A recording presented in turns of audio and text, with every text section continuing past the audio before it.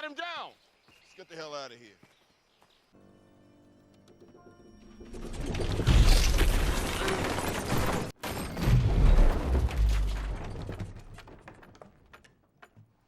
In a small American rural town, David resides alongside his stern father William, as his mother departed when he was merely 5 years old.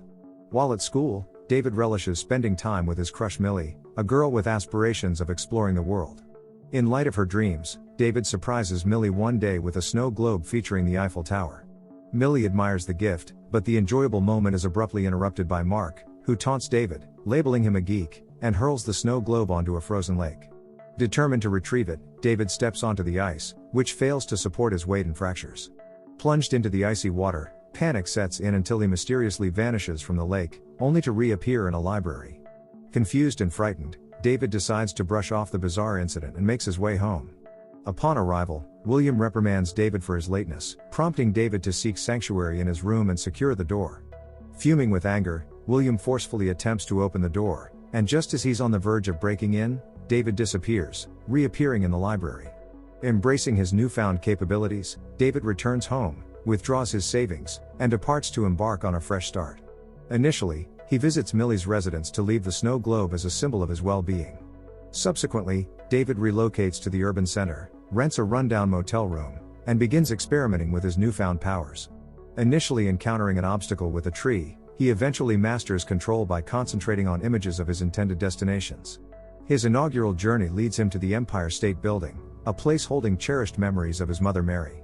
Once self-assured, David surveys a bank to acquaint himself with its interior and subsequently teleports into the vault to abscond with all the money. Indulging in the comfort of his modest chamber, David takes pleasure in his surroundings. The bank discovers the theft, and Roland arrives, assuming the guise of NSA. Well acquainted with such occurrences, he is knowledgeable about jumpers and harbors suspicions that one may be responsible. Fast forward 8 years, and David is leading an extraordinary life. Residing in an opulent penthouse in New York, adorned with opulent items, he has perfected his abilities to the extent that he employs them solely for mundane tasks like reaching the kitchen. Adorning his walls with photographs of renowned places, he can instantly transport himself globally to savor the day, like enjoying a meal atop the Sphinx. One evening, he materializes in London and enters a pub, where he teleports to the bar to captivate a woman. Griffin observes this audacious act, but David remains oblivious and departs with the woman. Simultaneously, another jumper emerges in a lush jungle, only to be ensnared in a wire net that administers an electric shock, preventing further teleportation. Roland and his group, recognized as the Paladins, devise this snare. They relentlessly pursue jumpers, categorizing them as unnatural. Without hesitation, Roland eliminates the young man and subsequently acquires intelligence on their upcoming target. Shortly afterward, David returns to his dwelling to encounter Roland, who has compiled all the notes David left in bank vaults over the years. Despite David's attempts to expel him, Roland retaliates by striking him with a distinctive baton delivering 1,000 volts, restricting David's teleportation to within the confines of the apartment.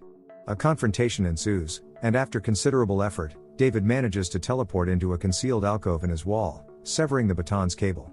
Roland traces the cable and initiates the destruction of the wall, but David hastily seizes a stack of currency and teleports away. Undeterred, Roland scrutinizes the photographs and dispatches his subordinates to all of David's habitual jump sites. Additionally, he inspects David's possessions and uncovers an aged photograph of Millie. A short while later, David appears in the room of his youth. Hearing a noise from below, William hastens to reconnect with his son, expressing feelings of confusion and insisting that David is always welcome.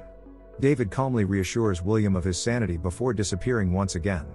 The next morning, David contemplates making a prolonged visit to William but struggles to summon the courage for a conversation.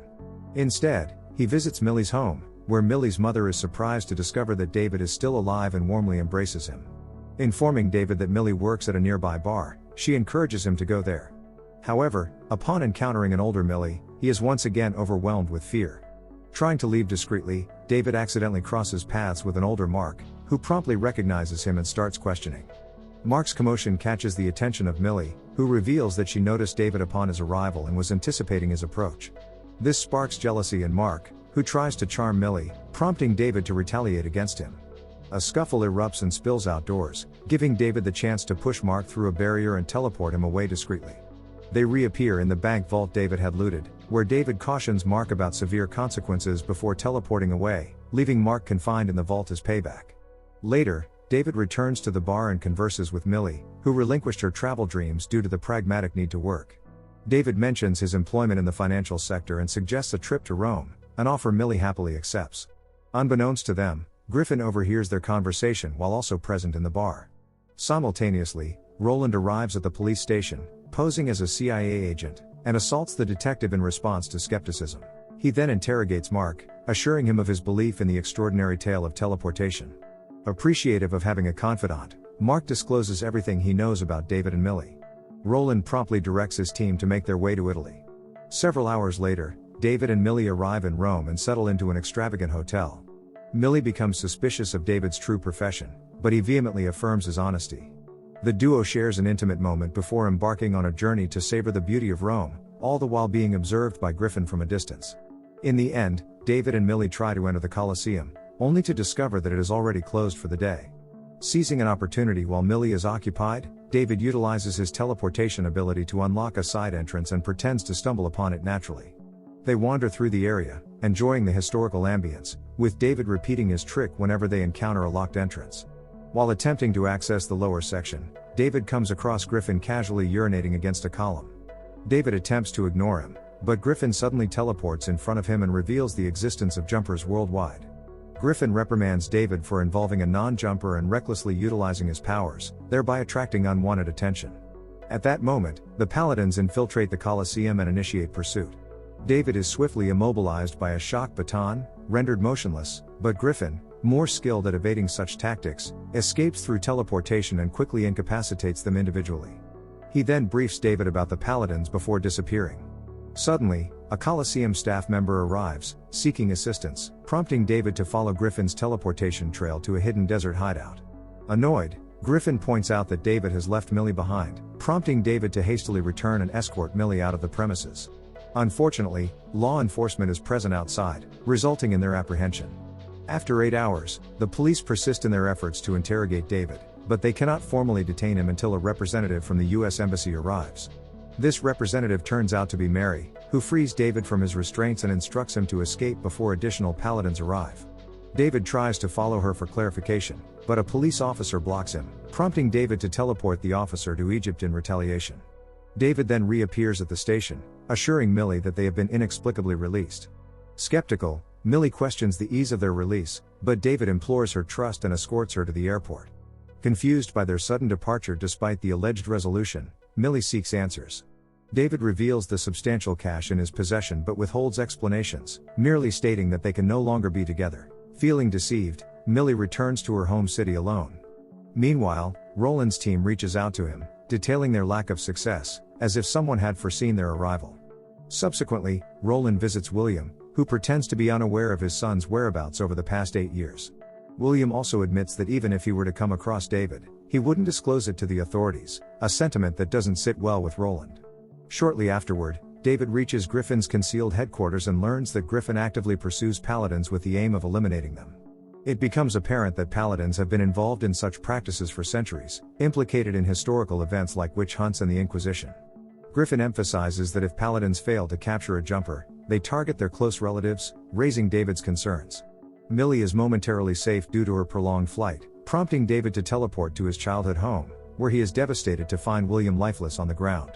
Drowning in grief, David, clouded by emotions, transports William to a medical facility, but the medical team fails to revive him.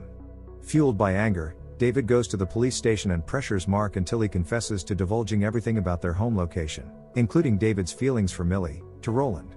Realizing the urgency of capturing Roland before Millie arrives in the US, David heads to Griffin's hideout to try and extract Paladin data. Griffin opposes him, stating that Roland, unlike his subordinates, poses a significant threat. This revelation leads David to suggest a collaboration to defeat Roland, but Griffin declines, expressing a preference for a solitary operation. Griffin then teleports to Tokyo, with David following him, persistently advocating for a partnership. Griffin chooses to seize a sports car for amusement, taking David on a ride that showcases the vehicle's ability to teleport along the highway. David, unfamiliar with teleporting objects of such scale, receives a lesson from Griffin about an individual who once attempted to teleport an entire structure but perished in the process. After persistent requests, Griffin eventually agrees to collaborate, on the condition that David refrains from reaching out to him in the future. They subsequently teleport to the airport, only to discover that Millie has already arrived and left. David goes to the bar to inquire about her, and a server informs him that Roland had also been asking about Millie. Next, David teleports to Millie's residence and is relieved to find her unharmed. Despite Millie's reluctance to engage with him, David, hearing the paladins approaching, begins revealing everything. He teleports to fetch the snow globe from the shelves as evidence, frightening Millie, who attempts to escape. Left with no alternative, David forcibly takes her to Griffin's concealed headquarters. This infuriates Griffin, as he understands that the paladins possess a device capable of creating wormholes using the lingering traces of jumps. Concurrently, Roland and his team arrive at Millie's residence and proceed as Griffin had foreseen. While waiting for the wormhole to form, the young men take cover, and David discovers that Griffin's investigation extends to his own mother, as Mary is also a paladin. At that moment, Roland materializes and entangles David with electrified cables. On the brink of executing him, Griffin intervenes with a flamethrower, engaging Roland in combat. To counter Roland's technological advantage, Griffin teleports to the city to obtain a bus, subsequently causing it to crash onto Roland. Unfortunately, Roland emerges unharmed, leading Griffin to use the flamethrower once more to push him back into the wormhole. Griffin then pursues him to resume the battle at Millie's residence. At the same time, Millie severs the cables to liberate David, securing a promise from him to cease contact after accompanying her home. David agrees and also confesses that she has been his exclusive romantic interest since childhood. This heartfelt exchange is interrupted by Griffin's return, carrying the paladin's device, believing they can no longer be traced. However, Roland exploits the jump scar left by Griffin, deploying a grappling hook that snags Millie and transports her back to the apartment just before the scar closes. Determined to rescue Millie, David witnesses Griffin assembling an explosive device with the intention of teleporting it to the apartment to obliterate all the paladins once and for all, indifferent to the possibility of Millie perishing in the explosion. Unwilling to sacrifice Millie, David seizes the bomb and discards it at the Colosseum. Griffin promptly pursues him, leading to a confrontation over the detonation device as they teleport across various global locations. Eventually, they reach the pinnacle of the Empire State Building, where David discards the detonator, prompting a pursuit through a sequence of teleports. In a war-torn region in Chechnya, Griffin materializes a truck with the intent to collide with David. Unaware of the ongoing conflict, Griffin retrieves the detonator, but David intercepts him, slamming him against an electrified pylon that momentarily immobilizes Griffin. Later, David returns to Millie's apartment and discovers her restrained against a wall. As he endeavors to liberate her, Roland attacks him with an electrified baton, capturing him in the process. In the midst of preparing to execute David, Roland is halted when Millie expresses regret for her previous misunderstandings, providing David with the emotional boost needed to amplify his abilities. Suddenly, the entire room disappears from its location, materializing midstream in the Huron River. In a state of disorientation underwater, Millie steadies David and helps him teleport to an abandoned library. After recovering from a slap by Millie, David becomes aware of Roland's continued presence. He teleports Millie to safety before confronting Roland and transporting him to an isolated cave within the Grand Canyon. Before leaving, David emphasizes his moral restraint, choosing not to abandon Roland amidst sharks. Several days later, David follows leads about his mother to a residence in a snow-covered area. He discovers that Mary has built a new life with a daughter and admits that her departure was prompted by awareness of his abilities. Mary refuses to forsake her paladin duties, embracing him, affirming her love, but acknowledging that all she can offer is a warning. David departs, recognizing his mother as an adversary, and reunites with Millie, who accompanies him to a more temperate destination. Don't forget to subscribe and turn on the notification bell if you want to watch more videos like this. Thank you for watching and see you again soon. Take care.